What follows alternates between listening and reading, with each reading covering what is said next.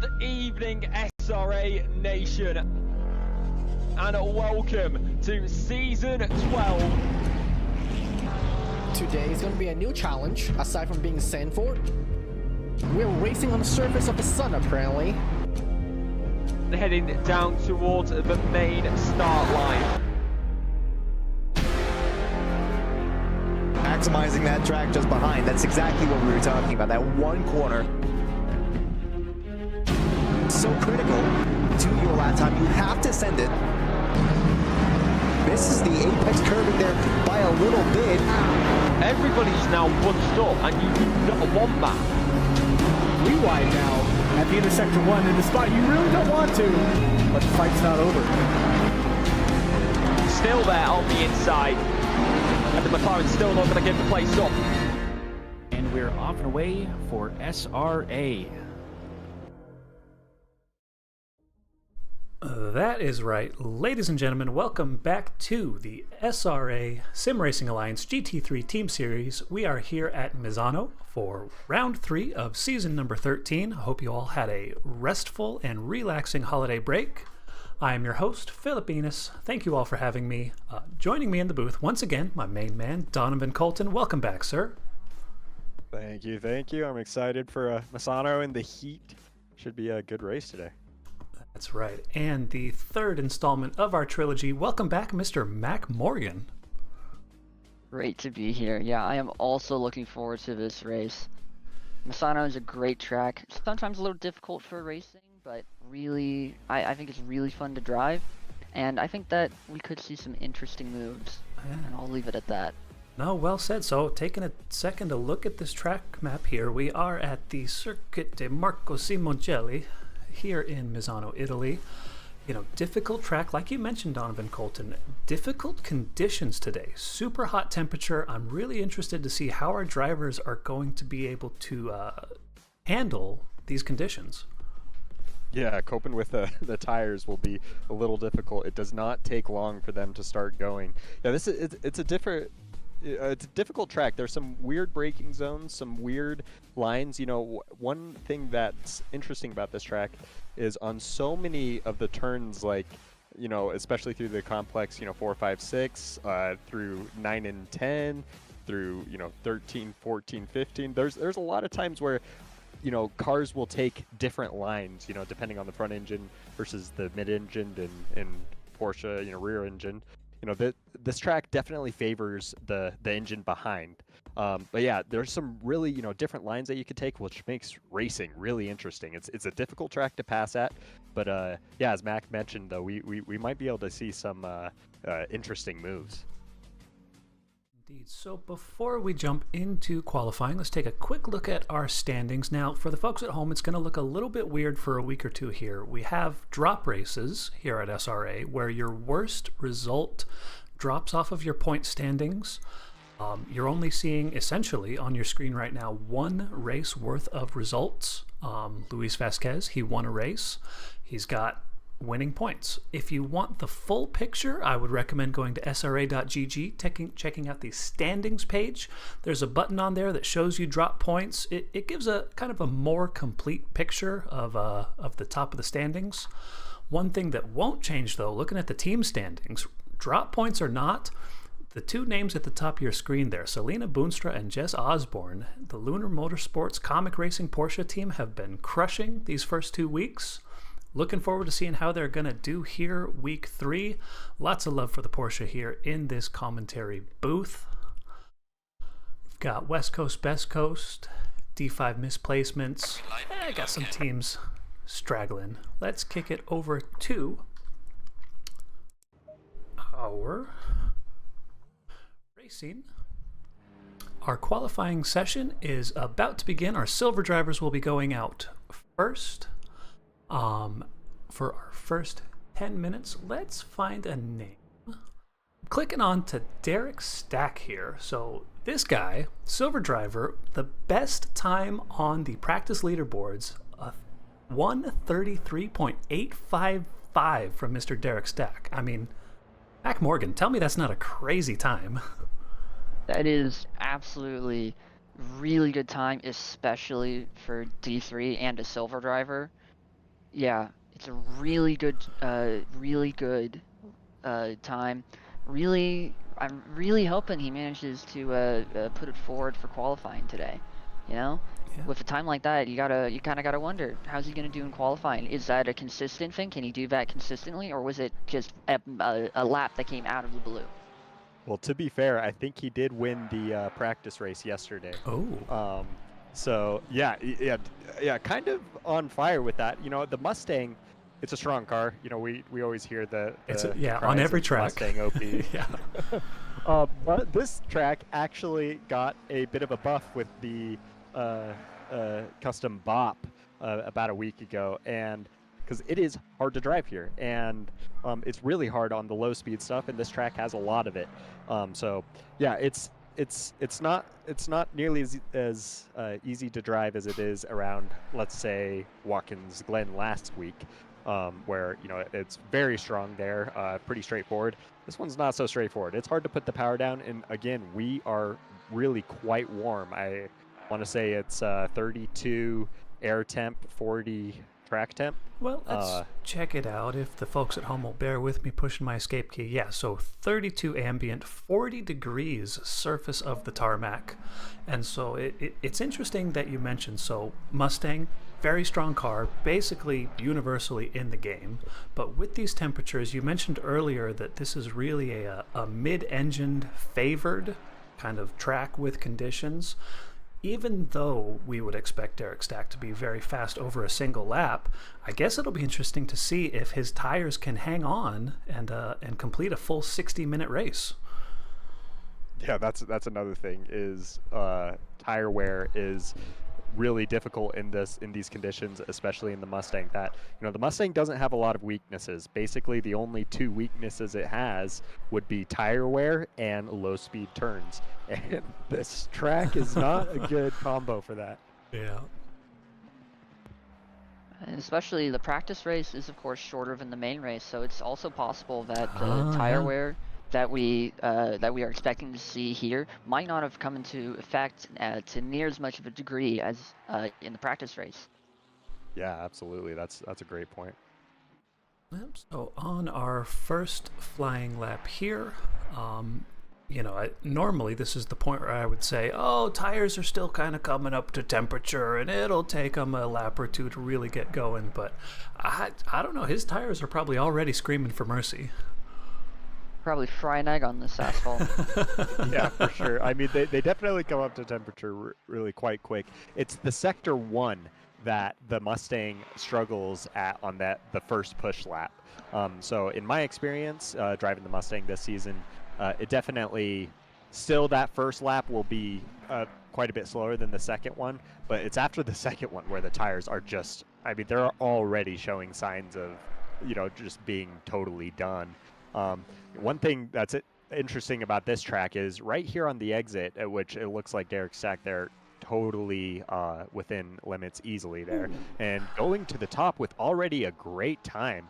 A 34.38 is already quick, and that's just the first lap there.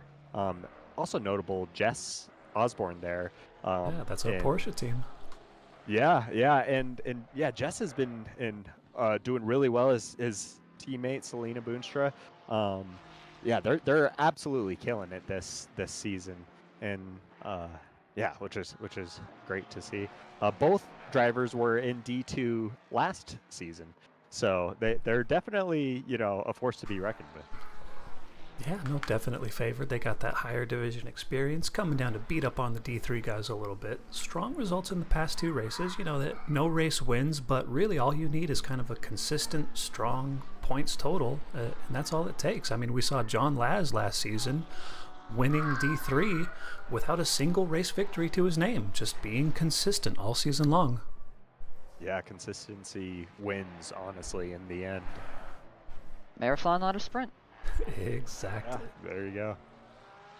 So another driver to keep our eye on, Mr. Sean Leitch of the D5 Misplacements team. His teammate Amos Movo I don't know how I feel about the team name. I think it's implying that they feel they should be in a higher division, maybe D4, D5, but these guys have been killing it as we watch Mr. Sean Leitch go to the top of the timing screen for a second. Stack taking it back with a 134.060, but good result here from the Ferrari 296, a good car that I like to see have some success. Yeah, this is a great track for the 296. I mean, as we've mentioned a couple times, you know, it really favors the mid-engine cars. So especially here through sector 1, especially through that complex, that might have been, I don't know if that was within track limits there though. But yeah, it's a strong car around here, and so I think we'll get some good times out of it with Sean here. Yeah, I got a feeling we're going to be talking about track limits all night. This is going to be a tough race, but we'll get there when we get there. yeah, baby steps. Jumping on board, we got another Mustang. This is Mr. Jack Sullivan in this beautiful blockbuster livery Mustang. Currently sitting P7, but a good improvement on the board if he can keep it together. Coming through this tricky, slow hairpin here in Sector 3. Tough one to get that car wrangled around. It absolutely is. Oh, that was maybe a bit over the inside. Yeah. You could go that far on the inside. It's the outside that I think might have been too far. Yeah, he might have been off that. I do think that was invalidated. Yeah, that was invalid. So he'll get. Yeah, I'm sure. So he's got 3 minutes and 45 seconds. So he's got time for 2 more laps. I'm not sure though. I mean, the way the tires degrade with these conditions, are we expecting any improvements on our last laps here? It's definitely possible. I mean, I've personally in my practice seen improvements. I on this last 2 laps, I always err on the side of caution and bring too much fuel. So I always like having, just in case, especially at a track like this where you're struggling for track limits, it's nice to have the more chances. So if you invalidate, like especially early on, you could kind of, take it relatively easy that lap. You don't have to push an invalid lap and, try to be easier on the tires to save it for the next lap. Got Pablo Ferrer here on screen, that beautiful TC8 livery. They added a splash of neon blue to the livery this season. I'm digging it. Currently sitting P2 behind Mr. Derek Stack with about 2/10 on the board. So we'll stay on board with him, see if he can convert this into a potential pole position snipe. That McLaren looking pretty good. I mean, I know we talk about how the McLaren doesn't really like to be driven kind of loose on the edge and slidey. It's going to be hard to avoid with these track conditions, I think. It is. I think this car might be a bit stronger in quali form than race form. This is a strong car in qualifying. The one problem I noticed, going through the race review is it's a bit slow on the straight. Comparing to all the cars during my practice race yesterday, it was actually the slowest car on the straight, slower than the Ferrari and even the Honda. Slower than the Ferrari? No way. Slower than the Ferrari, yeah. Ferrari on full wing. I don't know why, but yeah, we checked many laps, many different instances, and it was consistently the slowest on the back straight. So that's interesting for the race. It won't come into play too much because it is very strong in this lower speed, through Sector 1 and through the lower speed stuff in Sector 2. So it should be able to get a good qualifying time. So on board with yet another Mustang. This is Neil Sutherland, who's part of that P2 in the team standings currently, the West Coast Best Coast team, which is not the same West Coast Best Coast as last season. That was the boys in the Audi cars, but these guys like the team name so much that they decided to carry on the tradition. I can't say I disagree. It is true after all.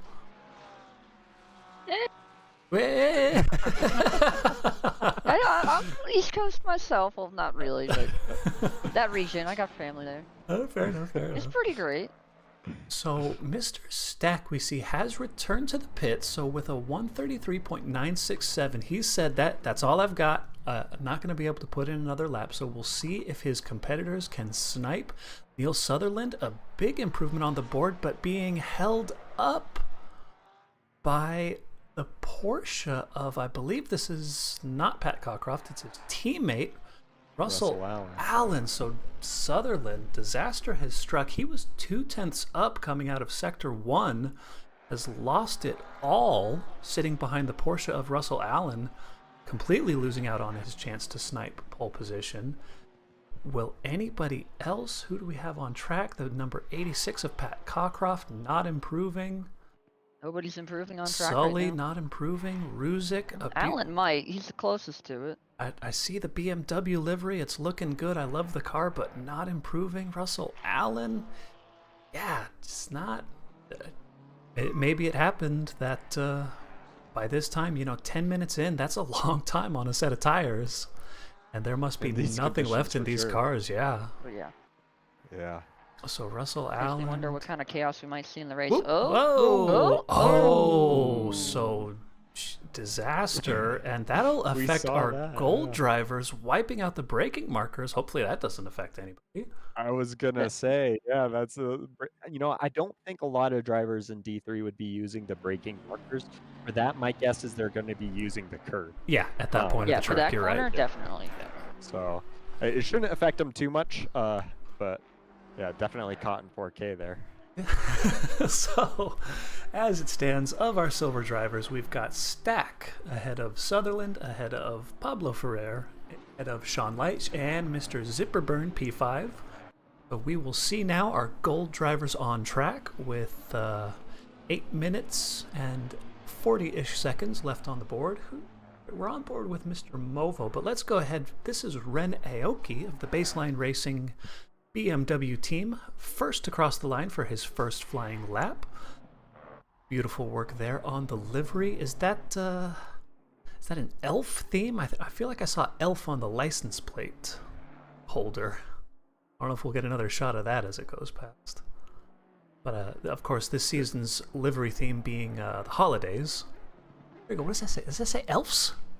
It does. I think it does because they've got that in the team name. Okay. Ren's name there. Yeah. With the holidays, the problem with the Christmas holidays is technically now it's outdated. Yeah. Oops. It's okay. We could keep that Christmas spirit going, I guess. But it's okay. My livery is Christmas 2 Oktoberfest. months early. Why can't we make it go 2 months late? Yeah, there you go. So Well, that's just more work for the livery makers to update afterwards, huh? Yep. Coming around first flying lap, we got that Berghini livery, vibrant. So this one, the Turbo Tinsel team, very glittery, very bright. Yeah. Coming Honestly, here through Sector 3. looks like shredded hash browns. Oh, now you're making me hungry. That kind of does. That's actually a good point. Now, this is a strong car, I think. I've heard The that Lambo? the Lambo is really good around here. I haven't driven it myself. But I've heard it's a very strong car around here. So Seth Rocha must have invalidated his first flying lap. Nothing on the board yet. Selena Boonstra in the other comic racing Porsche, jumping up to the top of the gold leaderboard thus far with a 134.682, just ahead, coincidentally, of her teammate, Mr. Jess Osborne, sitting P8 and P9 currently, getting some of those consistent point finishes.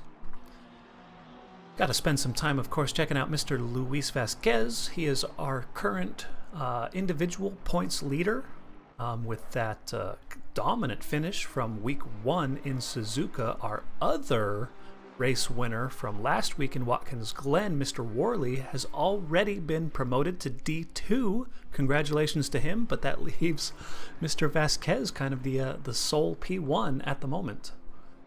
Yeah, and Vasquez looks like going well wide there and validating this lap. Yep.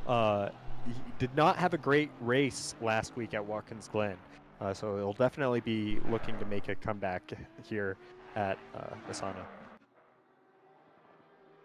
Yeah, no, I do remember him getting in a little bit of trouble early with some contact, and yeah, unfortunately. But hey, that's why we have drop races. Absolutely.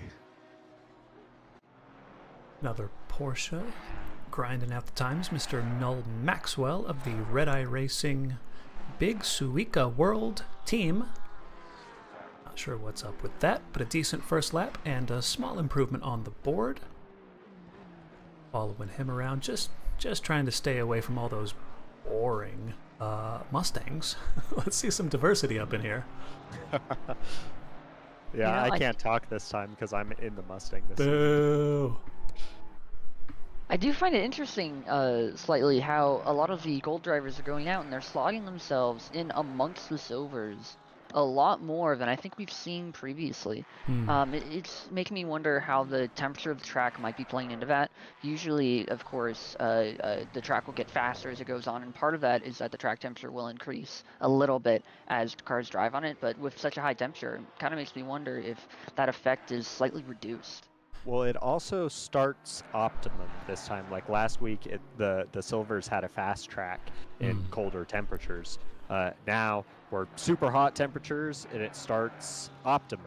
So I personally, in my testing, have noticed that my fastest times, and I don't know if this is the track getting slower or just me getting slower and tired, but my fastest laps are always within the first like couple attempts. They don't usually come after, you know, running for a little while. So I wonder if the track is actually faster for the silvers this race than the golds. So as Mr. Rigatoni navigates this third sector here, I'll take the time to just check. Yeah, so it's still 3240. You would think then that, you know, this isn't necessarily real life. It's a good simulation thereof, but this is still just a video game, and I would expect track conditions to be identical. Yeah. So my guess, my testing there is me getting slower. That's the result of that one. Yeah. So as we see, Panzo Rigatoni sitting P6 with a 134.515. In the meantime, Mr. Vazquez has slotted in right behind him, a 134.537. Boonstra now from Watts, getting himself up into P9, a 134.570. Super close kind of block of times in the middle here from P5 to P15. I mean, that's 0.3 of a second, covering 10 drivers. Yeah, it is so close. Only one driver making it. I mean, I say only, like it's, you know, not super impressive, but only one driver in the 33s. So Derek Stack there, and only 1/10 off of his PB in the practice too. So definitely a force to be reckoned with here. Yeah, I was wondering earlier if, you know, whether or not he was consistent with that really fast pace, and we've gotten our answer. Yes, he is. Yes, Yeah. So, I'd say he's got a solid chance at the victory today. Yeah. so we see Panzo here coming out of this last turn. About 1/10 of a second improvement on the board. We'll see him up into P5. Good improvement out of him. Amos Movo, one of our other D5 misplacements, coming down this. It's the middle straight. But anyways, Sector 2 here, he's already, according to Race Control, 0.6 up on his current best lap, a 134.660. Absolutely flying. If he can keep this together, we have a contender here, ladies and gentlemen, for pole position. Derek Stack sweating in the pit lane. Well, absolutely. I mean, we've been talking about Derek Stack, but Movo is not far behind on the practice leaderboard, only 0.02 behind on his personal best. So yeah, Movo, he's not had the best luck on some of his races. You know, his VR disconnecting on the first race, running into some misfortunes on the second, but he's got some pace and he's been improving a lot lately. So I think we could definitely see something good out of Movo. Coming It's out time, of the third time's the final charm, right? turn here, keeping it together. Good improvement on the board as he crosses the line. Only P2 with a 134.022. He's got one more stab at it though. Yeah, absolutely. I wonder how his tires are. looks like he's got fuel for it. At least he thinks he does. Yeah, no, he's attacking. He's going for it.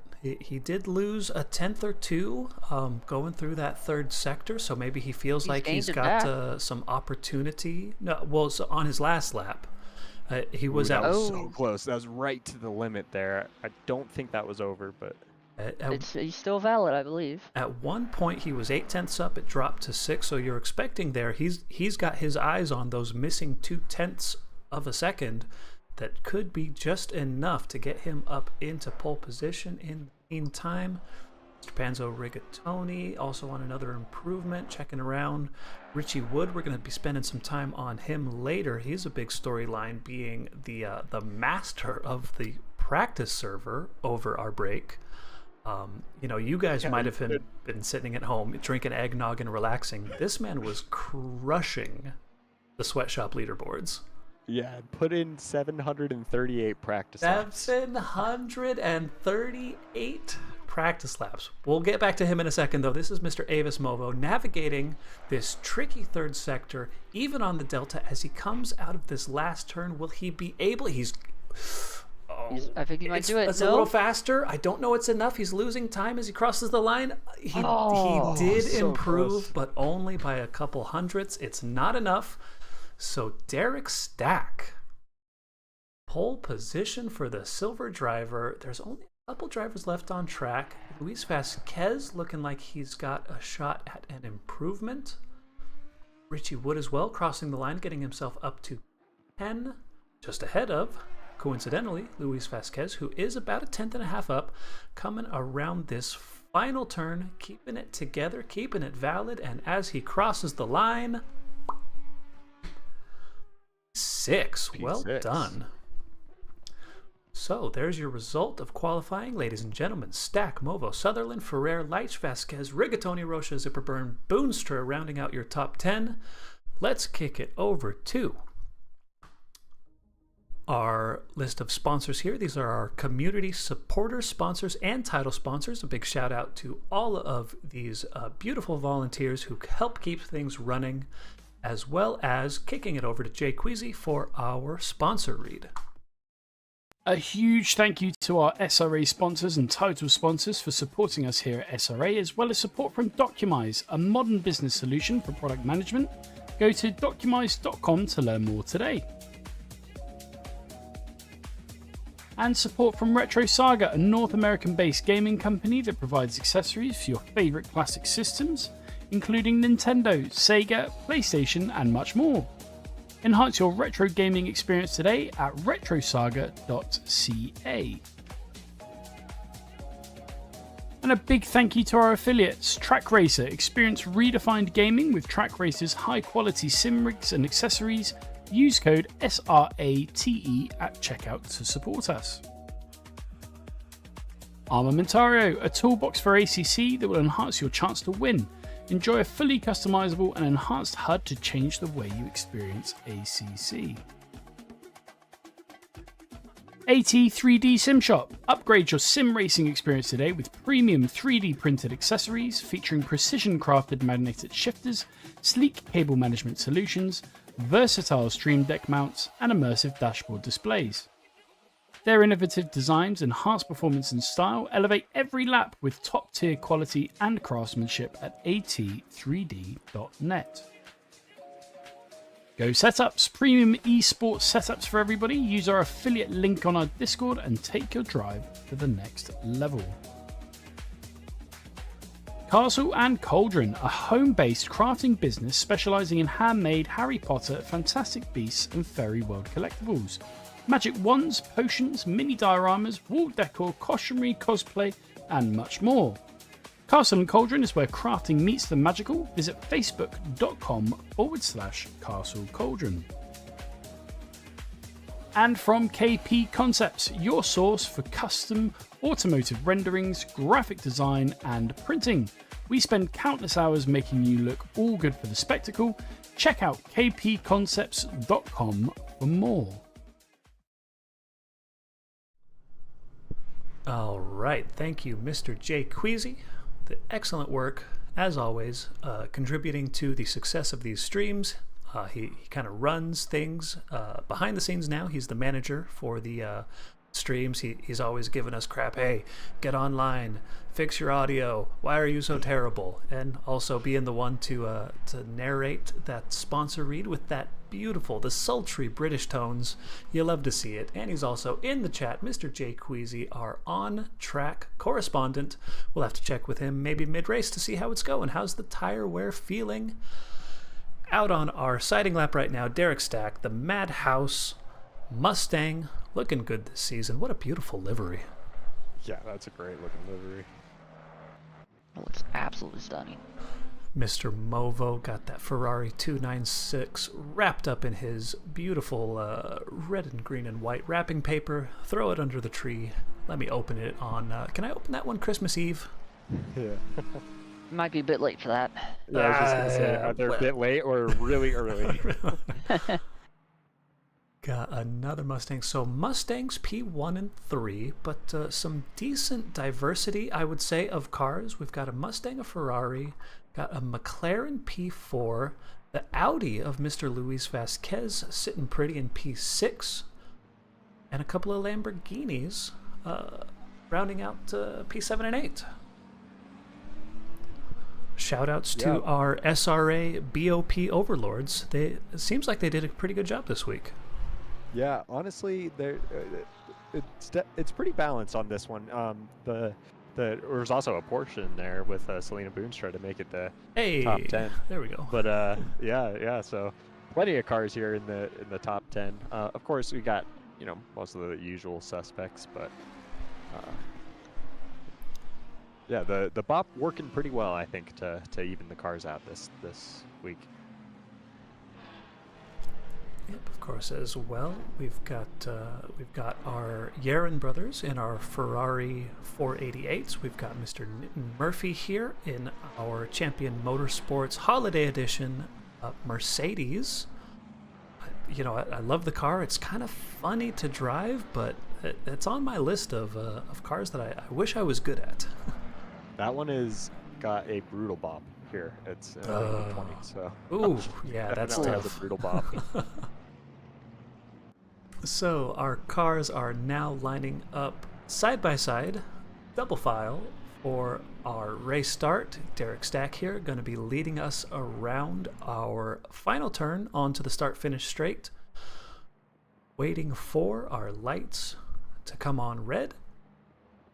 Jumping over to Helicam to catch all the action, hoping for a clean and peaceful lap one here. As the green flag drops, we've got 2 drive-thrus already. Murphy and Cortez being potentially out of their starting position at the start. Oh, drama behind. That's Panzo who got spun. Oh no, yeah, and absolutely getting clobbered. Collecting cars behind. That's terrible news for everybody involved. Ferrer survived for now. Sitting P4. I couldn't get a good glimpse of who it was that hit Panzo. Ferrer here side by side with Vazquez. Rocha getting jumpy behind them, taking it 3 wide. Do it, my friend. Do it. Backs off. Wisely, though. Better of it. Yeah, that's the less exciting option for us, but definitely the smarter option for the race. Yep, TJ. Oh, they went 3 wide further back. Keeping it neat. Everybody on track so far. The inside there. Yeah, Rocha. Well done. Rocha, and yeah, it looks like she's probably going to be able to keep that sticking. She's on the inside for these corners coming up here, but Rocha's got a better run there out of turn 10. This is a difficult corner to go side by side through. Ooh, Rocha backs out, close. Almost gets hit by DJ Watts, and Boonstra gets collected. Oh no! Keep going though. Okay. Yep, Selena is able to keep into it a little bit, but yeah, Seth Rocha really getting... No, Maxwell, you need to leave room on the inside. Oh, and the disaster behind. That's Osborne who got caught up. He survived. Cockcroft, though, off into the grass. More contact. That's a BMW. Oh no. Oh, this is carnage.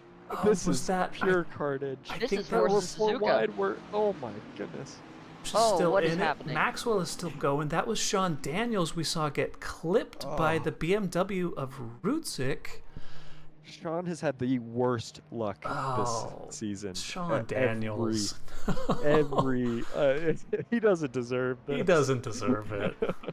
Oh, I yeah, tell you what, oh, I am man. looking forward to the incident report now. Yeah, oh my gosh.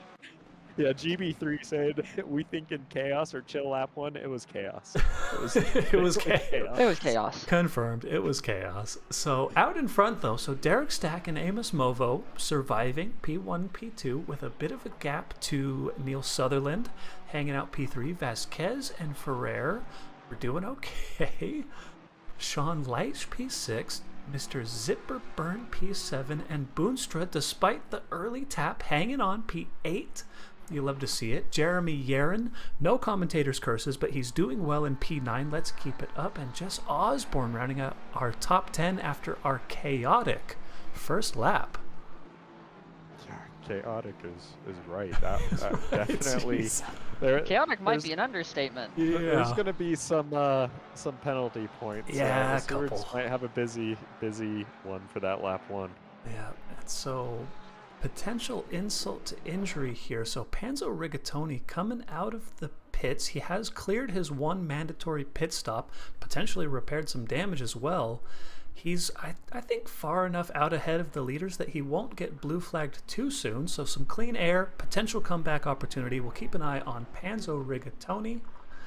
Jumping back up ahead, we got Jack Sullivan in the Blockbuster Mustang right up behind Mr. Curtis Lee, representing the Love of Lexus team in the Mustang this season, though, so he only gets half credit for that. American Lexus. American Lexus. We got Elliot Levine right behind P13 in the Aston Martin. A good little group of cars here. This is P11 through 16, I'll call it. Some good action on track that we'll have to keep an eye on. Movo right up behind Derek Stack. I mean, overtaking opportunities on this track. I mean, what are the odds we're going to see a dive bomb out of Movo here? Or is this just a Formula 1 procession? It's difficult to pass on this track, especially Ferrari against Mustang. I feel like you almost have to take advantage of a mistake in something like Sector 1. The Mustang's really poor through Sector 1, so, and where the Ferrari's very good, but yeah, I don't know. I'm not sure. Yeah, I was about to echo the same sentiment. I mean, the Mustang, obviously, one of its biggest strength is its straight line speed, and with the way Misano is, it can be really difficult to try to set up an overtake already, and then you take into account the fact that it's really difficult to catch that Mustang on the straights. I mean, I remember during the practice race, my brother drives a Mustang. I was stuck behind him for a while in the McLaren. I was right there with him the entire time, and once I finally got around him, I left him in the dust, but it took forever to get to that point because I couldn't catch him on the straights. Couldn't set up a move. So Yeah, it's definitely tricky. So we got 𝐉𝐴𝐵𝐺 here in the Mustang trying to hunt down. This is Sean Leitch ahead in the Ferrari 296. I mean, we saw on that straight right there wasn't long enough even for the Mustang in the draft to make any sort of overlap on the Ferrari, which typically I wouldn't think would be very fast in a straight line at all. Well, the difficult thing in that scenario is the Mustang is much slower out of turn 4 than the Ferrari is. The Ferrari is really good through that sector. The traction control works very well through that double right-hander, and the Mustang in comparison is really slippery, so you have to be a lot more careful on throttle, so that ends up making your exit speed of turn 4 just a bit slower. So we saw there just a glimpse. Amos Movo maybe taking a peek up the inside. It wasn't like he was attempting a move, but maybe just letting Derek Stack know, hey, I'm still right here. You better keep your eyes on your rear view mirrors. Who is making a move? I think 𝐉𝐴𝐵𝐺 might be making a move on Leitch. Yeah, it was a bit Backed of a out of peek. it. Yeah, but it's Backed out Misano, of it, so. but he was making a peek. Yep. Again, he's just making, making you big in the mirrors of the other car. Try to force a mistake. I mean, unfortunately, that is the most reliable way to pass around here, is just taking advantage of others' mistakes.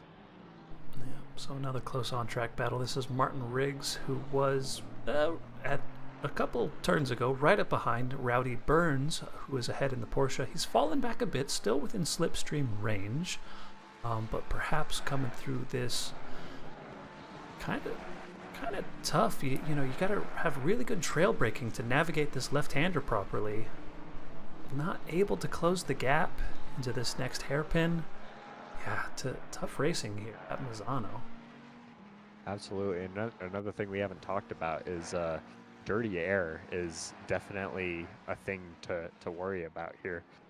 Looks like Movo actually losing out a little bit on that sector too, bringing him back here into Neil Sutherland. Now, Neil Sutherland has had some quiet races, but oh wait, that wasn't Neil Sutherland, was it?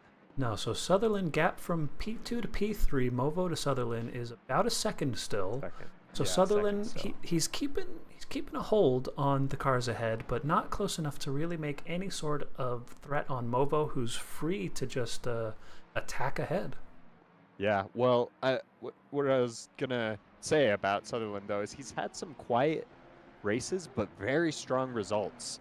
In last week, I think he finished 6th place. The week before that, he got a podium, P2. So he's had some really good finishes, and right now in a strong position with fastest lap too. So this is Ren Aoki putting a little bit of pressure on Mr. 𝐂𝐸𝐳, who almost side by side through Sector 1, but backing out and now losing the gap and almost losing the draft here coming down this long straight. We got 𝐓𝐵urn on 𝐲𝐻𝐻 again. The battle continues. Super tight gaps, almost nothing between them, but yeah, nothing. Yeah, you saw it earlier, a little bit earlier before you cut to it. He stuck his nose up the inside and backed out through the braking zone. Of course, it looks like they might be going side by side through here again, maybe? Yeah, I mean, from the outside looking in, I feel like 𝐓𝐵urn, he must feel like he has the pace, but just not able to find a way around Sean Leicht here. Well, and I think he, rather than going for moves, I think he's really just, sticking his nose in and peeking and trying to throw off Leicht ahead of him. So, again, we've like GB3 mentioned in the chat, Misano is about putting pressure and capitalizing on the mistake, and that's definitely true. That is really important here. Another close on-track battle. We got Jack Sullivan right up behind still the Mustang of Mr. Curtis Lee, who is himself putting serious pressure on Mr. Jess Osborne. Super tight through this tight and twisty first sector. Getting a good drive out onto this short straight here at the start of Sector 2. Yeah, like you said, so to kind of echo what you were saying earlier, the Porsche getting a much better drive out of that turn 4, making it so that the Mustang had no chance of any sort of overlap coming into that long left-hander. Yeah, it's kind of surprising, honestly, how hard it is for the Mustang to make passes there. This is definitely the spot where the Mustang can get alongside the best, but it's hard to go side by side going through the right-handers here. So, again, pulling right up behind, peeking the inside. He goes for it into the braking zone, but goes wide and will be forced to give the position back. I like the attempt. I mean, that's what we like to see. Some good racing, respectful. And, hey, maybe next lap he'll be able to make it stick. Yeah, and I really like how Jess handled that too. Just letting him do his thing. He looked like he was confident he was going to overshoot it. So, he just let the Mustang do its thing and then tuck back in and get your position back. Yep. Jess Osborne, cool as a cucumber. Checking out, we've got Mr. Chris Sweeney of the Jingle Balls Racing team right up behind Mr. Holmes in our other Champion Motorsports Mercedes. This is a battle for P22 and 23. One of our closest battles on track, but Sweeney losing out a bit through turns 1, 2, 3 here.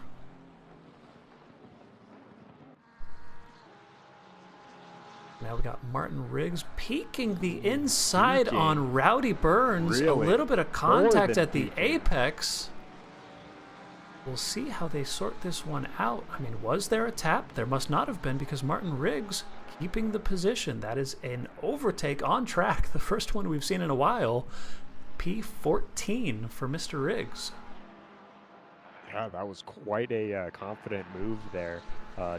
Just really almost brute forcing his way into the inside there. Yep, so peeking behind. This is again Sweeney on... Wait.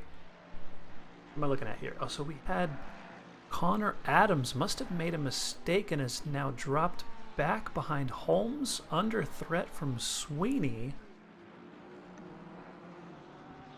Connor Adams having a little bit of trouble here in this Ferrari 296. It's only been 13 minutes. Your tires got to be fine, I would hope. You'd think. This is Misano in the heat, and it is definitely, it doesn't take long, especially when you're battling other cars. And also, if you are really harsh on them for the first lap, which all the chaos, ooh, he does not fight that at all. Yeah, which honestly, sometimes that could be smart, because you know, just especially if you have had a hard start to the race, you know, just let him go, and you know, focus on your race and focus on your tires. Like I was saying though, like if you are too hard on your tires for the first couple laps, that really throws off the rest of the stint, and makes things tricky.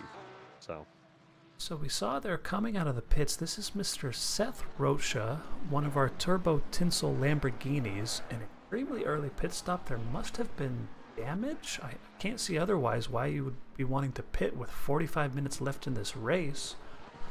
𝐓𝐴𝐵𝐺 still right up behind Leitch, who is himself right up behind Mr. Pablo Ferrer. This is a battle for P5, 6, and 7 on track that you're seeing on screen right now. Yeah, I was getting ready to bring this battle up. So Leitch and 𝐓𝐴𝐵𝐺 both caught up to Ferrer, and I really think it's given 𝐓𝐴𝐵𝐺 a new chance to try and get around Leitch, as Leitch is in some parts getting held up by Ferrer. And I mean, we saw it there with how close they were getting there, but I really do think it's been around the whole lap. It's been like that. Ooh, we've got to be close between the leaders, right? Movo really just keeping on the pressure. He's got fastest lap now, with a 34.7, I believe. Yep, yeah, 34.762. And that was the last lap. So he's definitely on a bit of a charge. And you know, we've been talking about tire wear. The Mustang does not take long for the tires to just start hurt. And yeah, and I don't know if Derek's, you know, tires are starting to do that by now, but either way, Movo is definitely keeping the pressure on him and not letting him get away. So P1 and 2 on track, pretty close. Ps 5, 6, and 7 on track, super close as well. Battle that we at earlier, so this is Mr. 𝐤𝐴𝐳, who looks like he has lost the position to Ren Aoki, but is still keeping it tight. This is 18th, 19th, separated by about a half a second. I'll have to try to keep an eye on these two. Ooh, if I'm 𝐤𝐴𝐳 behind, I'm saying, okay, that BMW was a little timid into that braking zone, and next lap, I'm going for that made one. a I'm move. 𝐓𝐴𝐵𝐺. 𝐓𝐴𝐵𝐺's around Leitch. 𝐓𝐴𝐵𝐺. Oh, wow.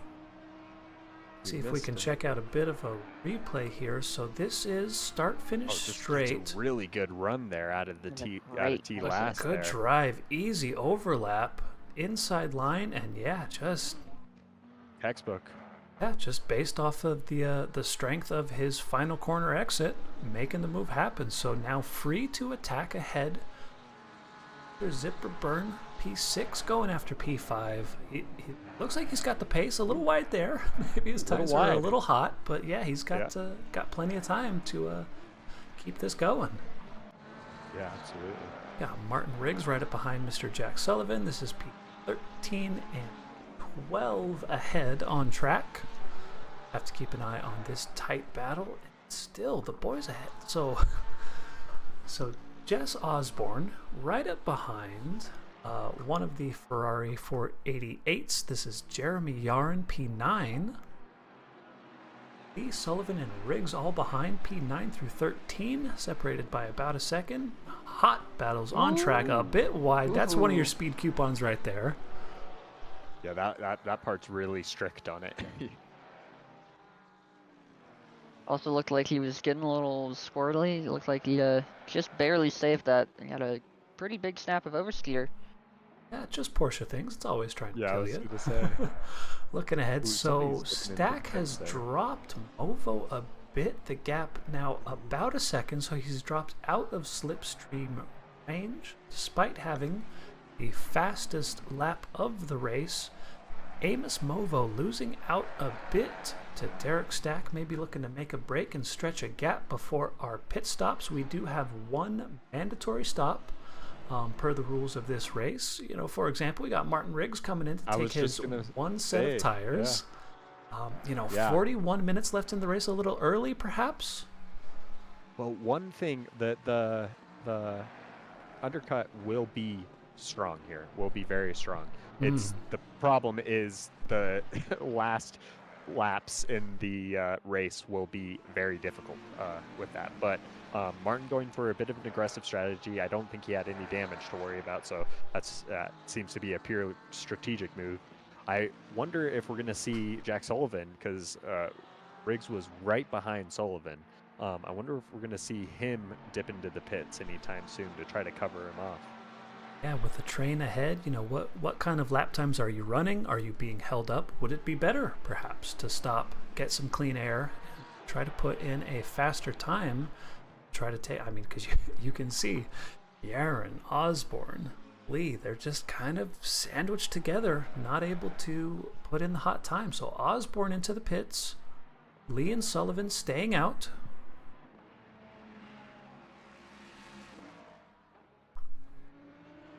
𝐉𝐵 doing his best to put the pressure on Mr. Pablo Ferrer. Almost side by side coming into turn 4 here. Is this turn 4 or turn 3? I can't tell, but it's pretty it's pretty fast.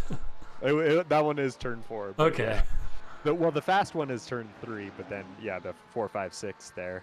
But yeah, it's the one thing that I'm back on strategy, because that's how my brain is, I guess. But the one thing that's risky about staying out, you know, when your opponent, in this case, you know, Martin Riggs versus Jack Sullivan, pits, this is a really hard track to pass at, right?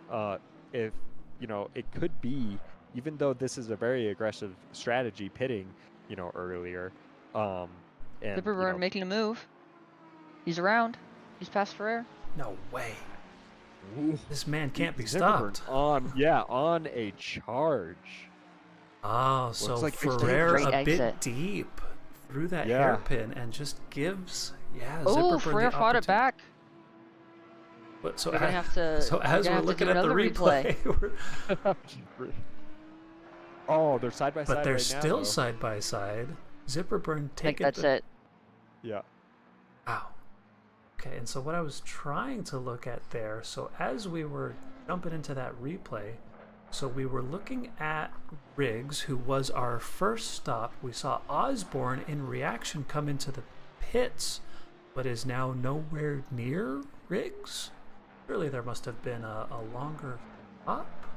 Yeah, maybe missing a pit box or Yeah, looking at the having some times, sort of issue. Riggs time stopped 36, Osborne time stopped 45, so a 10-second longer stop. Maybe there was some damage that he elected to Yeah, I repair. wonder. I wonder if there was damage. But it cost him. With that first lap chaos, I mean, there was There's a high probably probability. damage. Yeah, I think more cars had damage than not.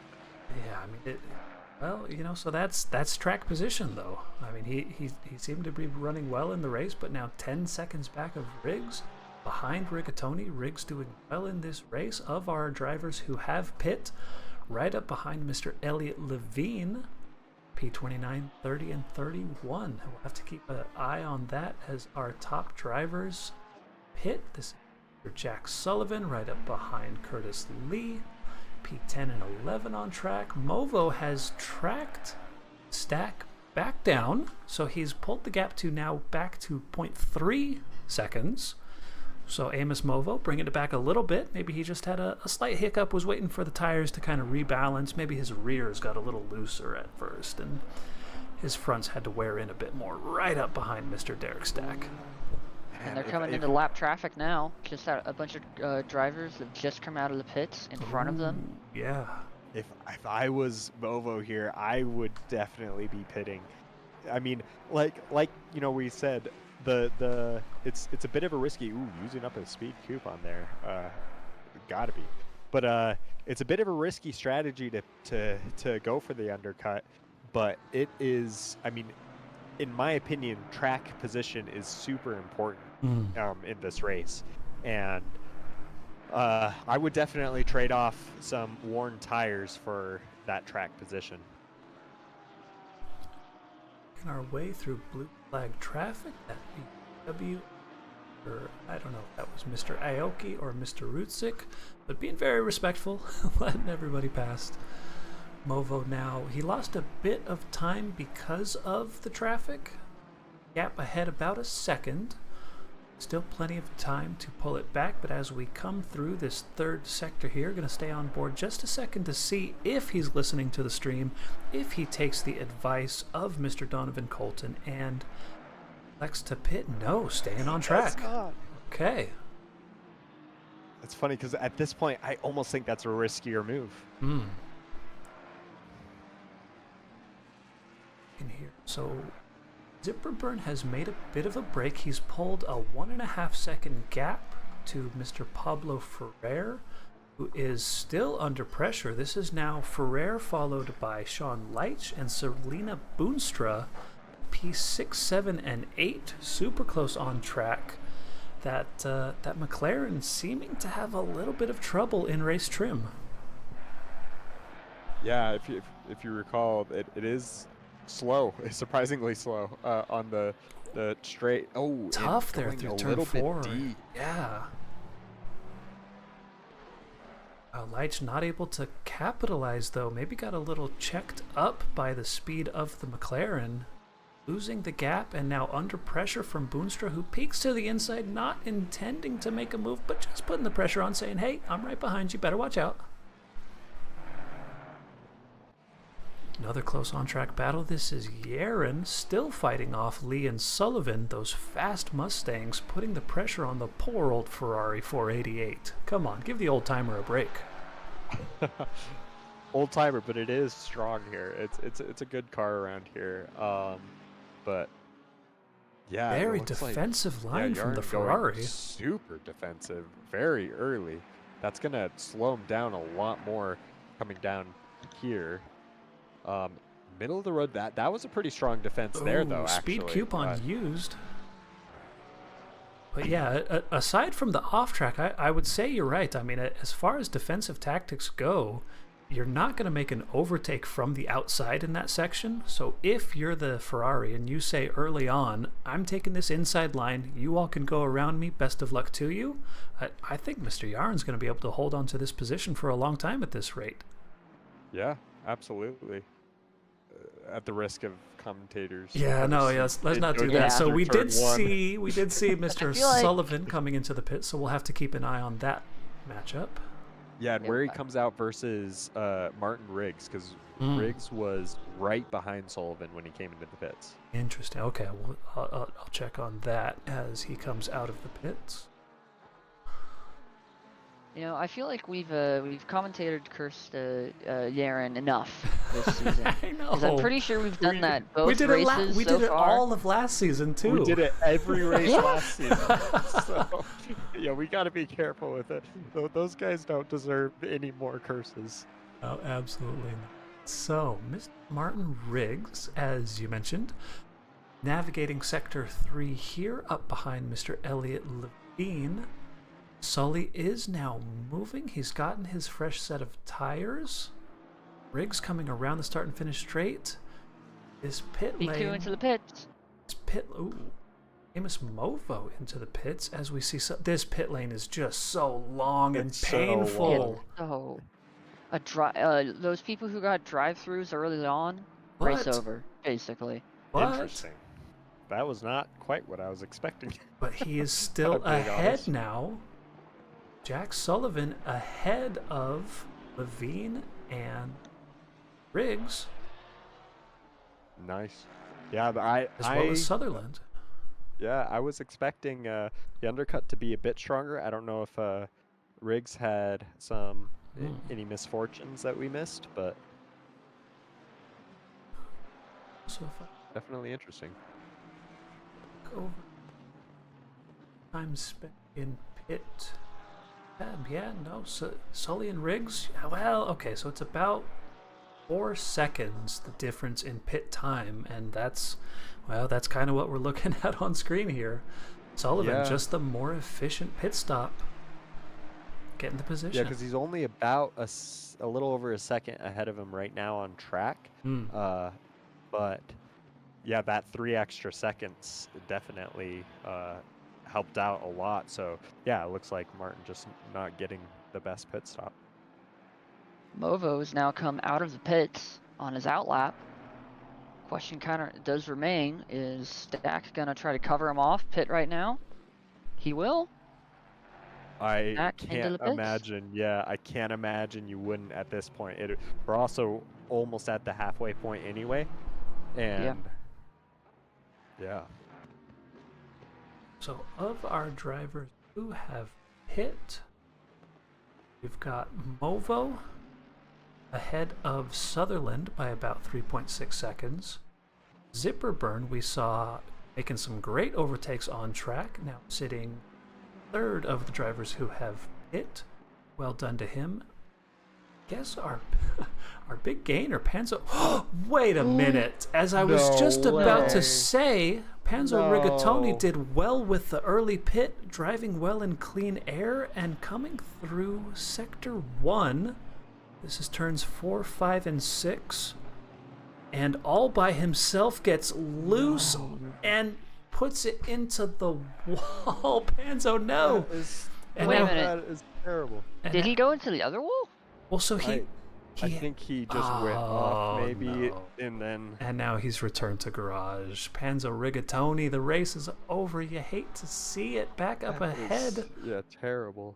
So Stack Amos is on pit Movo. exit now. Stack is And Movo gets around him, I think. It's going to be Movo very close. with, and there it is. But he gets you him. see it on screen. So with the undercut, Amos Movo taking P1 provisionally off of Derek Stack. Beautiful strategy out of the Ferrari driver.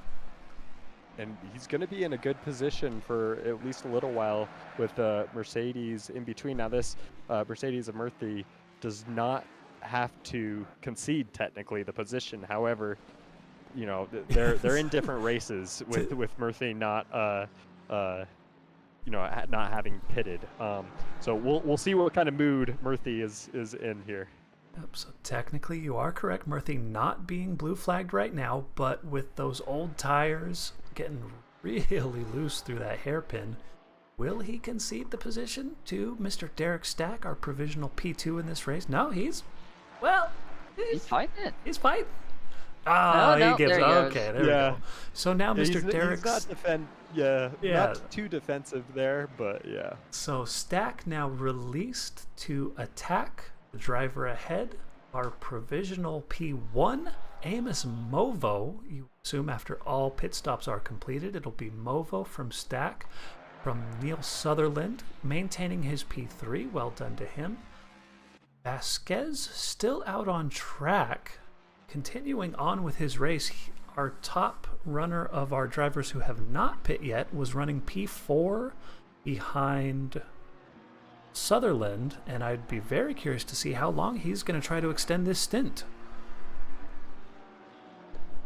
Tell you what, I think somebody else might have won on the undercut here. Oh. 𝐵oonstra gotten around leash. Ooh. 𝐵oonstra out of the pit.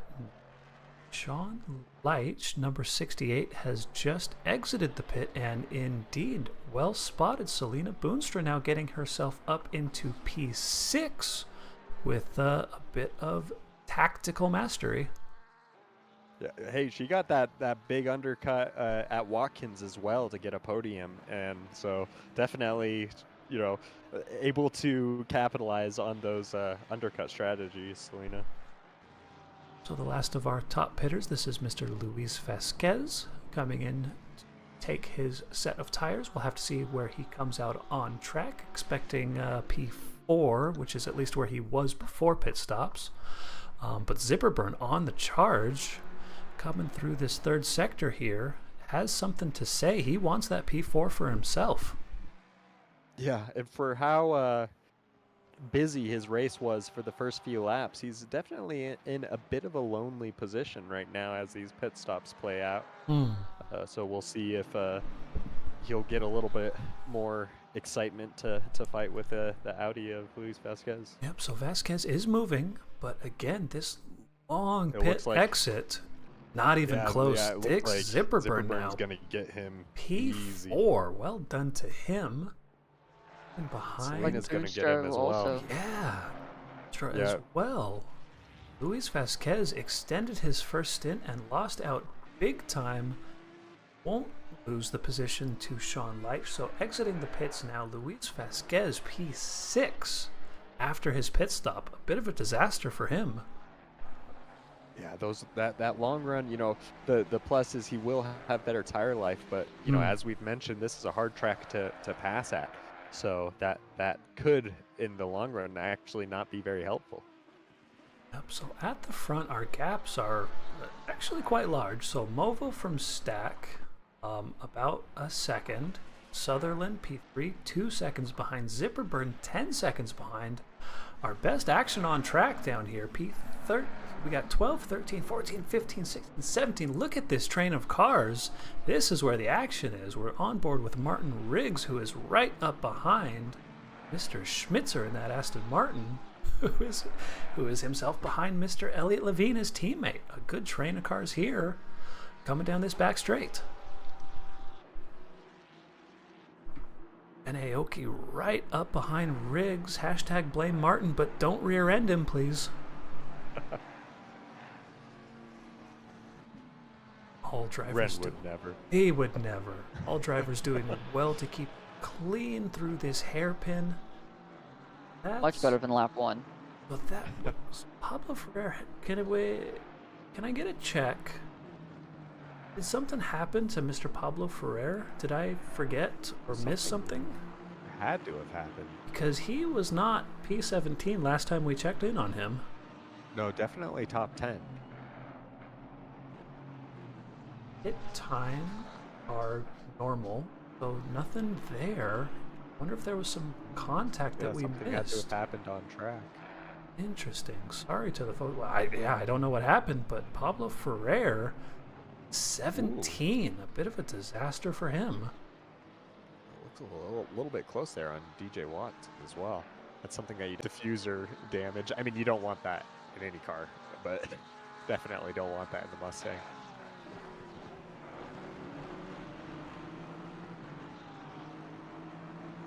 A little bit sideways there. Still up behind this Aston Martin into this hairpin. I mean, at some point, somebody's got to send it. Yeah, it is tight between these drivers. It's only a matter of time before somebody gets impatient.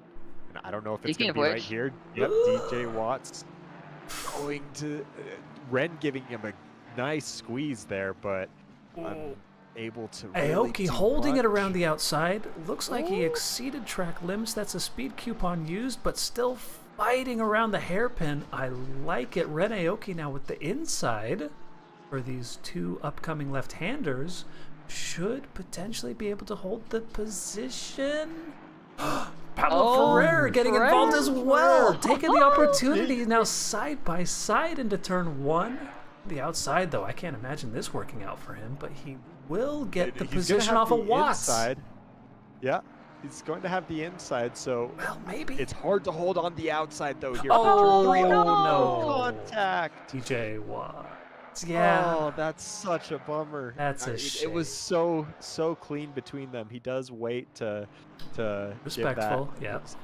yeah, position back, but really bummer to see it end that way. That was some really close racing between those three.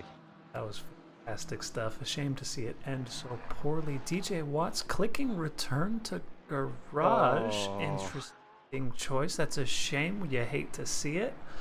But still now Martin Riggs putting pressure on these two Aston Martin boys. This is Elliot Levine and Matt Schmitzer of Team Non-Elite. Hanging out P12 and 13 on track, under a bit of pressure from the Lamborghini behind.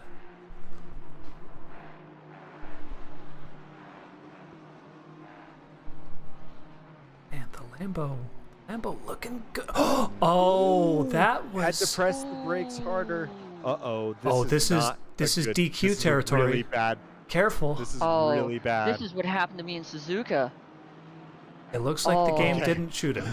I think he's okay. Oh my goodness, that was I was worried, because this track is very strict. On that. If I you don't know cut if strict that is the turn. right word. I think buggy is the right term. Buggy, buggy. For the folks at home, Misano is notorious at that section. If you do basically what Martin just did, the game will think that you're driving backwards on track or you cut too much, and it'll just straight up disqualify you from the race. Riggs lucky to survive, I think. I would say that's lucky too, because I have seen what I felt like was even less, and being a DQ, but yeah, Riggs, it's the admin power there, overcoming the bug. Yeah. So Unlucky just got kind of checked up by the Aston Martin. Just a little bit too much brake with a little too much steering angle, and losing out a couple of positions there. P17 for Mr. Martin Riggs. As we're checking out Curtis Lee, still right up behind the Ferrari 488 of Mr. Jeremy Yaron, representing that Holiday Inn livery. Ooh, Lee behind, another speed coupon used. I'm surprised, guys, actually. We haven't seen too many drive-thrus yet in this race. No, I'm actually very surprised, because the practice race yesterday, I don't know how the other divisions were, but D1 and D2, there were like over 10 in a 20-minute So- race. There were quite a few Yeah. down in the D6 and D5 one as well. And granted, in a practice race, you're going to be more risky. You're fair. going to Okay. take more chances. But still, I was expecting to get a drive-through at this point. The only drive-throughs that we've seen so far have been just for the starting position. There were those two early drive-throughs. But, Oh, my we did goodness. it. We did the thing. Jack Sullivan, our first drive-through. That's such a bummer. I want to. Perfect. Well done, team. Commentator's curse. Well done. High fives believe all it. around. We got one. Can't believe it. Hey, I tell you what, fight for the league starting to get closer. Yes, indeed. it So really in the is. meantime, Derek Lap Stack after has lap, reeled Stack in. has been, lap after lap, Stack has been putting in the times, just chewing away at that gap to Movo ahead, and they're within half a second now. So, It's closer than it's been since the pit stops. So best lap of the race now, Derek Stack, a 134.240 as compares to Amos Movo's 34.312. And yeah, putting the pressure on now, says, hey, you might have gotten me on strategy, but this race is not over yet. Well, the flip side of this, Movo would have been pushing super hard to stay in front of Stack right when he got out of the pits. And when you're pushing that hard, that's going to be a lot harder on your tires, and which will make things a little bit more difficult. You know, at this stage, you know, or later stage of the race, where, you know, Derek might have come out of the pits, see he lost it, and could take it a little bit more easy on those first laps and really get your tires into a good working order. So now, this is, again, Team Non-Elite, the Aston Martin boys, 𝐲𝐵𝐺 and �schmitzer, kind of just staying in order. You know, no team orders here, but the effect it's having is now 𝐲𝐵𝐺 potentially holding up �schmitzer and allowing 𝐕𝐴OKI and Jess Osborne, you see him on screen there, have closed what was at one time, I believe, a 1.5-second gap. 𝐴OKI now right up behind �schmitzer. And, oh, hey. Okay, I'm not sure what happened there. 𝐲𝐵𝐺 going a bit wide. Racing. I don't know. Okay, so 𝐲𝐵𝐺 backs out. Allows �schmitzer to take the position. A little bit of contact with 𝐴OKI on the outside. Jess Osborne on the inside, making it 3 wide. But the opportunist move now inside through this sector 3. Not enough of an overlap to take it off of 𝐴OKI, but �schmitzer's teammate 𝐲𝐵𝐺 having trouble here. So we saw him go deep at the hairpin, and now just he's dropped 3 positions. And still under threat from Burns and Riggs behind. Wild scenes here. 17 minutes left. We got a new pack. We had that incident that kind of split up that one pack we were looking at earlier. Well, this is the same pack. It's reformed now. Yeah. Because you see Riggs P16 has caught up to the back of him. So �schmitzer now still under pressure from 𝐕𝐴OKI. This is 11th and 12th. Jess Osborne in the picture. 𝐲𝐵𝐺 hanging out. Rowdy Burns, we haven't given him much love this race. No way. Stack is going for it. Oh. 𝐉𝐺 defensive on the inside. Loose. And that is not a good position. That's for the 𝐉𝐺. same position, 𝐉𝐺. Oh no. The smart decision to go going back to with the the hairpin. But okay, so let's attempt. I don't know if I'll have the right recipe for this. But so as we saw into the braking zone of this next right-hander, he got a little loose on the rear end, couldn't get the power down, and the Mustang, I mean, you gotta say, he didn't really have time to react to the much slower speed of the Ferrari. I mean, I don't know if I'd call that a racing incident or a murder, but the result is the same. Amos 𝐉𝐺 now still P3. There was plenty of room behind. He's got zipper burn right behind him. But yeah, it's definitely, it could be a lot worse. Yeah. Only ultimately losing, you know, obviously it's painful, you know, that's a painful way to lose P1. Yeah. But only losing 1 extra position to Neil Sutherland there. I can tell you, 𝐉𝐺, he's got to be furious right now. Yeah, that's definitely a moment where you gotta, you know, it's a real bummer it happened, but you gotta, you know, keep your head down and just I mean, you know, again, you know, it could have been a lot worse. He was really smart by not cutting it, you know, and getting that bug. Obviously he's aware of the bug. I don't know if they mentioned anything in the driver's briefing, but I've heard mentions of that bug in drivers briefings at Misano, so I think they did. Yeah. So our pack here, our pack has been broken up a bit. I guess we did see maybe a little bump between Burns and 𝐲𝐵𝐺. Riggs now P15, but a 3.5-second gap to 𝐲𝐵𝐺. I mean, we kind of missed it during that battle for P1, but our mid-pack fight has gotten a bit broken up here. Jess Osborne a little wide, little squirrely on the rear end, just Porsche things trying to kill you. This is �schmitzer from 𝐴OKI from Osborne. Tight fight for P11, 12, and 13 on track. You know, one thing I don't know if we had mentioned about that incident that just happened in P1, I mean, super unfortunate, of course, for 𝐉𝐲, but one thing that's interesting is this might actually open the door for Sutherland, who is P2 currently, if Stack winds up getting a penalty for that, because Sutherland is within 5 seconds of him, which I do believe is a fairly standard penalty amount, which means that... warning +5, yeah. Yeah, Sutherland could very well wind up walking away with the win after penalties if he can hold that 5-second gap. And he's just inside it right now. Yeah, that's a great point. Something to keep an eye on. It's more just adding to Neil's season so far of quiet but really quite strong. He's already gotten a P2, running in P2, and like you said, yeah, within that window. So definitely a great position for Neil. Osborne still right up behind 𝐴𝐿𝐾, looking for any sort of opportunity to make a move happen. Got Riggs P15 under pressure from Pablo Ferrer, P16, followed closely behind by Sweeney and Burns. Sector 3 here, Jess Osborne. Again, that same turn, the rear end of that Porsche is just not happy at this point in the race. Yeah, well, you know how the Porsche is with rear tire wear, and this track is not easy on that. I heard I don't think you guys saw that, but 𝐴𝐿𝐾 got a massive snap of oversteer on the exit of that corner there.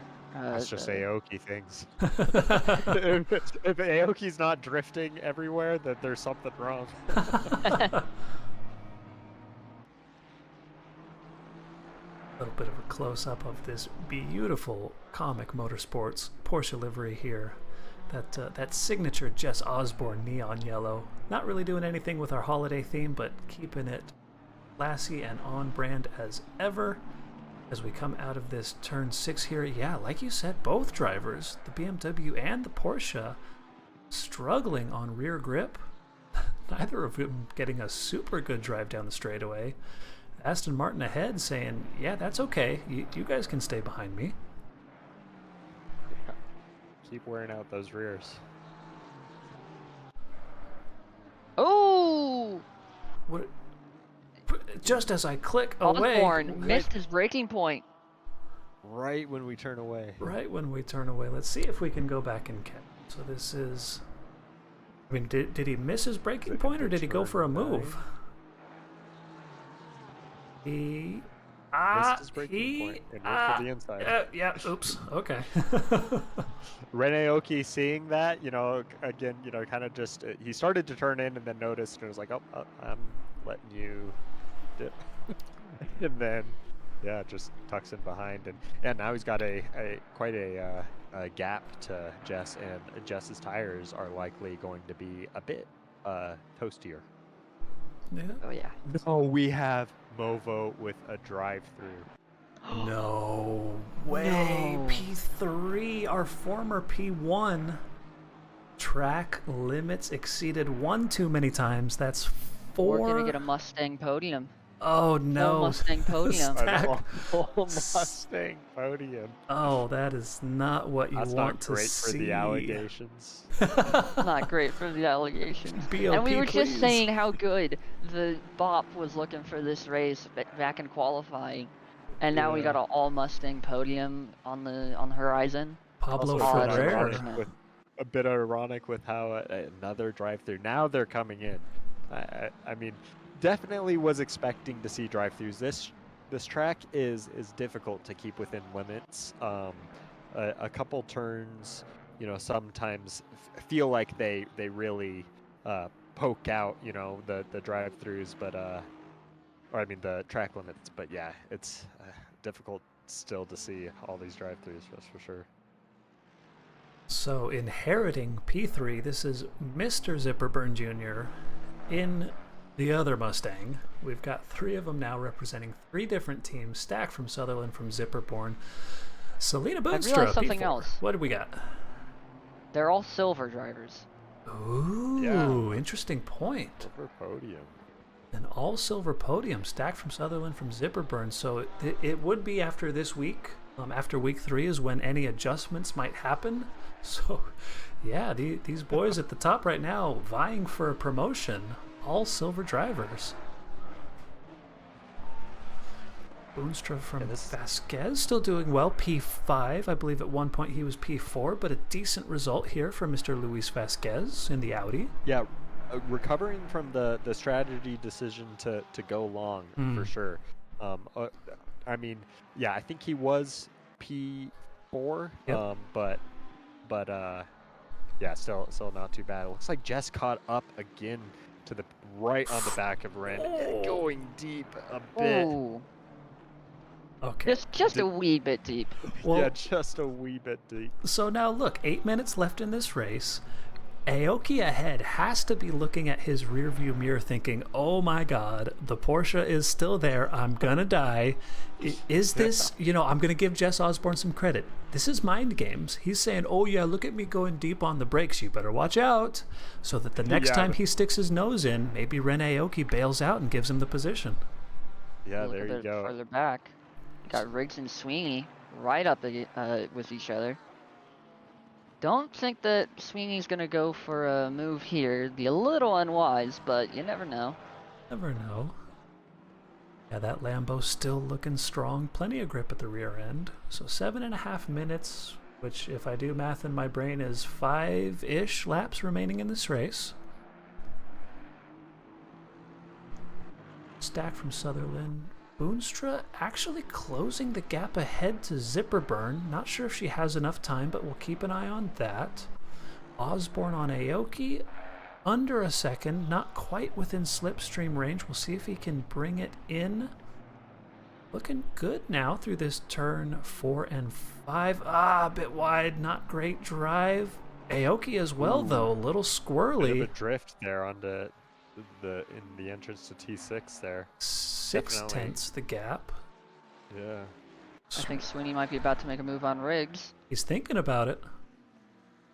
Don't Riggs think he's does got the not pace. It doesn't have the overlap.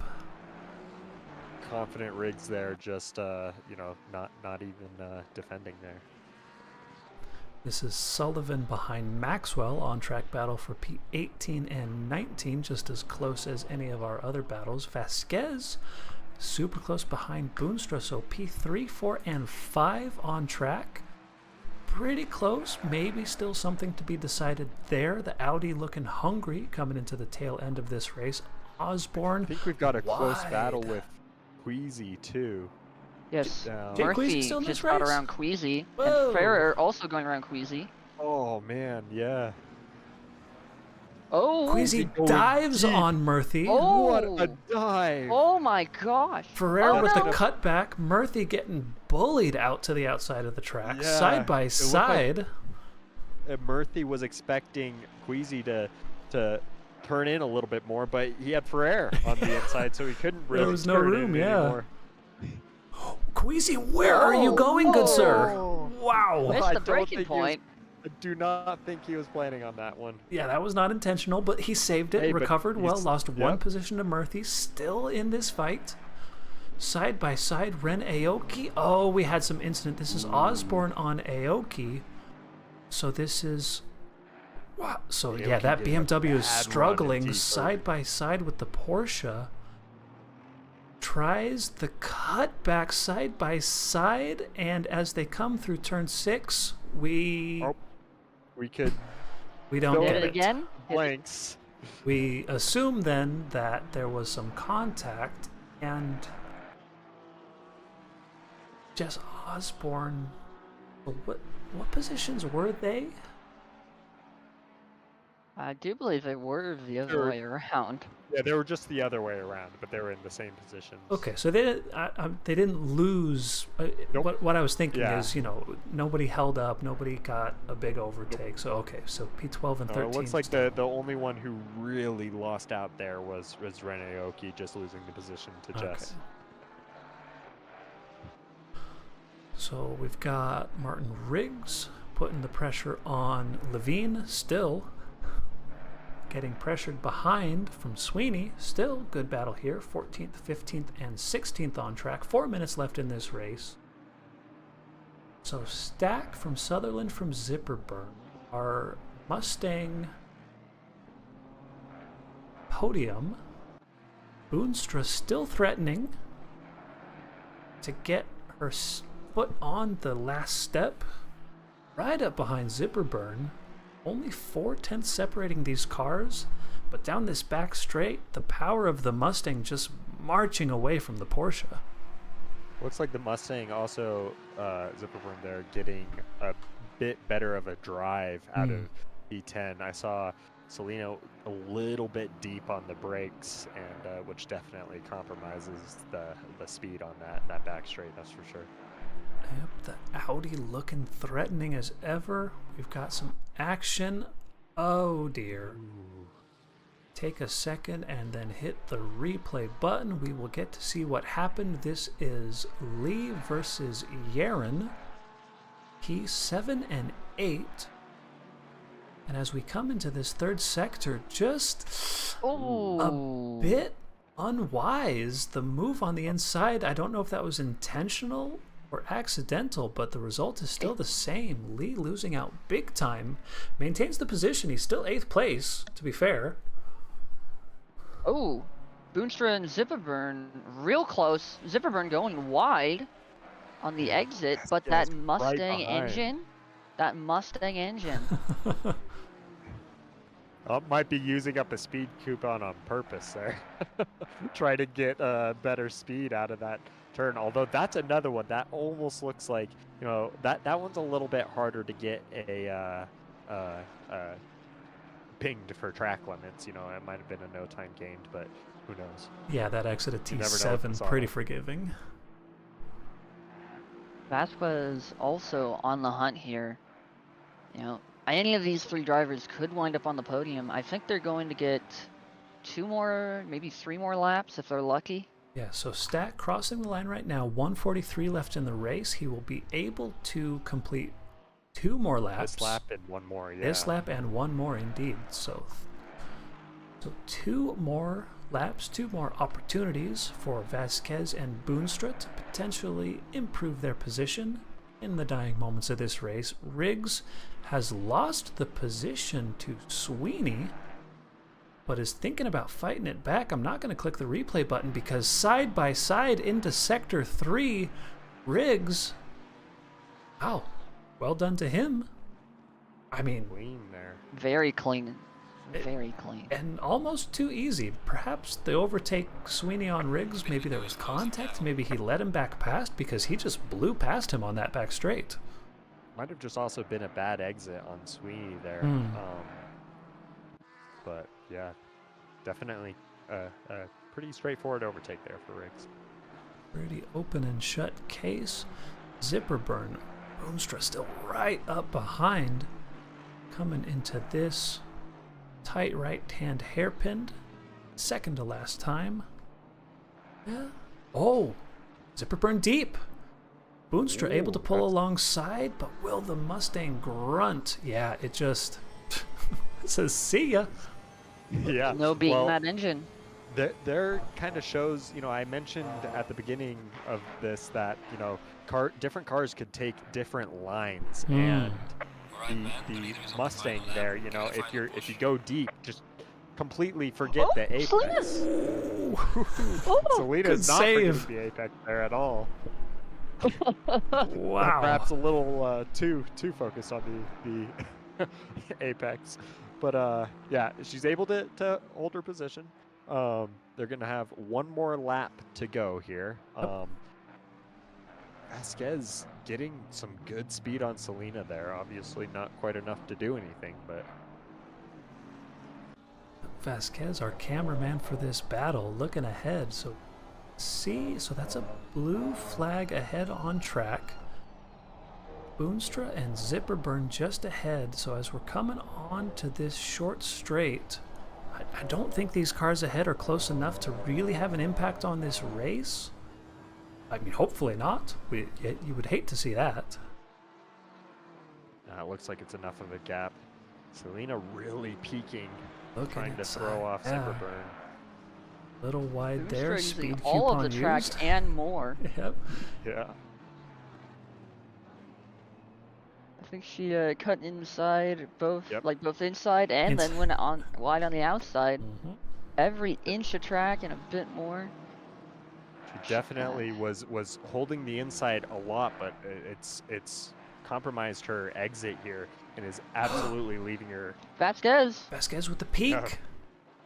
Selena backs out of brave it. onto the brakes, but Selena goes wide, wide. loose, holds it into the hairpin. Absolutely covers off that position. Well done to hold that with Selena. That was close. I thought that was game over there for a second. Oh my goodness. Wow. So final turn here, crossing the line. We already had Stack from Sutherland. We now have Zipperburn P3, Boonstra from 𝐵Zquez, P4 and 5. Sean Leitch coming across the line, P6. Jeremy Yarin, give it up for the Ferrari 488 Evo, crossing the line here, P7. We've got Movo now from Lee. God, you got to feel for Movo. He got a little bit of a tap, and then he got a drive-through penalty. We got to fight for the back. Riggs and Levine. Riggs and Levine. Sweeney is Sweeney involved. getting in on it now too. I think Riggs got Levine. then. Yeah.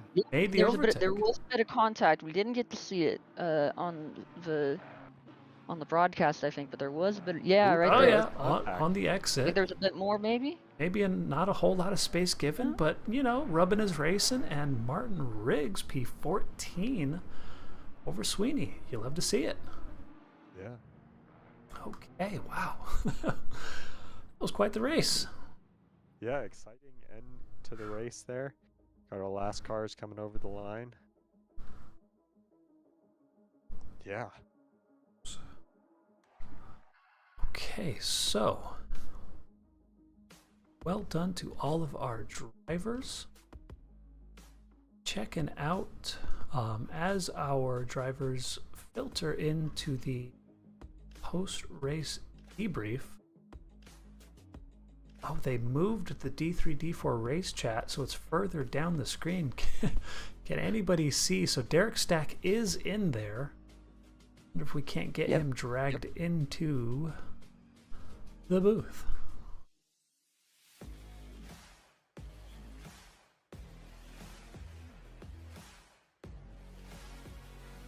Oh my gosh. Sorry, my computer is not responding to me. Yep. Are either of you guys able to grab him? I can get him. Get him. Hello? Derek Stack? Hello. Mr. Stack, Hey. welcome, welcome. Oh, hey, how's it going, guys? Doing well, yeah. So that was quite the race there with you and Movo. You know, Movo getting the undercut on you. How are you feeling about the strategy and tire wear there? Yeah, the tire wear was definitely going to be a problem. I was trying to manage that in the first stint. Bobo was just on me the entire time. I knew he was going to have a lightning quick pit stop, so I had a feeling he was going to nail that undercut, so I wasn't terribly surprised when he came out ahead. So, yeah, I know he was really pushing just based on the few laps that I was behind him, so I was kind of waiting out to see if there was going to be a drive-through there and then maybe make a move closer to the end, but I've got to say, it's a shame the way that the battle ended between the two of us. You know, we had a great practice race yesterday, 30 minutes of, you know, nose to tail, 45 minutes nose to tail tonight. So didn't want to see it end that way. So yeah, sorry to see it end like that. Yeah, it's always a shame when it ends like that. But hey, I mean, you guys, both had a strong race, but it looked like your pace was really strong in that second stint, especially towards the end. Were you kind of taking it easy a little bit on the first couple laps at all to keep those tires in shape? Oh yes, yeah. The first stint was definitely tire saving, especially the first couple laps. I wanted to bring it in slowly, just because I wasn't sure how the pit strategy was going to play out. So I wanted to be prepared to go a little longer if I needed to. And then second stint, once he got the undercut, I was just, you know, send it. So I was really pushing in the second stint. Yeah, well, hey, it seemed to work out really well. That was a great drive for you. So looking forward, how are you feeling about Nürburgring next week in the wet? Oh, I'm gonna go right back to being a mid-pack driver. This was my one shot at glory, so that's it for me. Going right back to the mid-pack, I'm sure. Well, I don't know. I mean, you had great pace tonight, so I mean, who knows? Maybe it's here to stay. Who knows? I'll take it tonight. Yeah, that's good. Well, huge congratulations. And any doubt-outs? Any final thoughts? No, just another shout out to 𝐉𝐲. Wish we would have been battling to the last lap. Yeah, appreciate you guys commenting the race as always. Thank you. Yeah, no problem. We'll get you sent back to the driver's review or race Right review. on. Thanks, guys.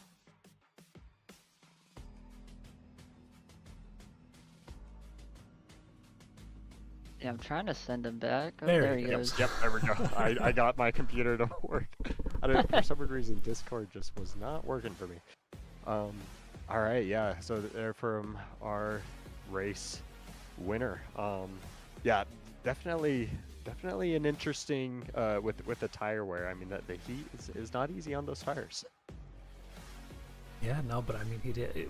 We talked, at the start, yes, the Mustang was fast over a single lap. We were curious to see if he could hold it together, and keep the tires alive over a 60-minute race distance. And Derek Stack just saying, yeah, no, piece of cake, guys. I got this. Yeah, absolutely. Staying cool in the heat, definitely important. All right. Yeah, I'm still looking forward to that penalty report. Oh yeah, the stewards will have their work cut out for them this week. Especially that lap 1. I mean, so much happened in that race. Gosh. It's almost hard to. I almost forgot about lap 1, but yeah, that definitely there was a lot to the race there when it comes to contact. So yeah, I tell you what, exciting race. Yes, exciting is a good word for it. We were at the edge of our seats. So, looking ahead, like you mentioned, Donovan, so next week, week 4 at the Nürburgring, and it is going to be, fingers crossed, a very wet race.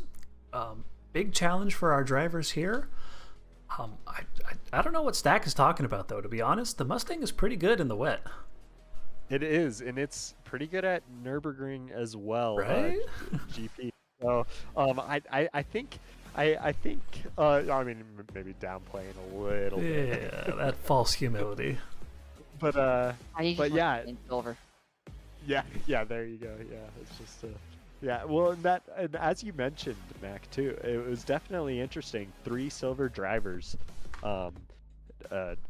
finishing out that podium. I wonder if they're, who's staying silver.